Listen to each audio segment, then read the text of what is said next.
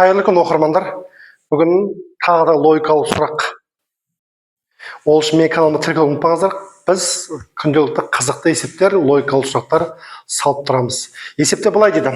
Бір құсбегі базардан мына тоқтауға қызығып кетіп, бұл құсты 4000 теңгеге сатып алады.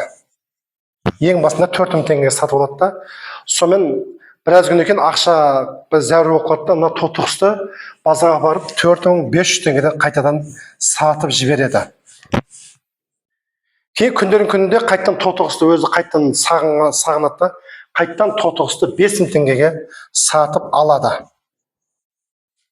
Сатып алады да, тағы біраз күннен кейін ақша келіп қалды, тағы да бұны базарға сатып жібереді. Ол кезде бағасы 5500 теңгеге сатып жібереді.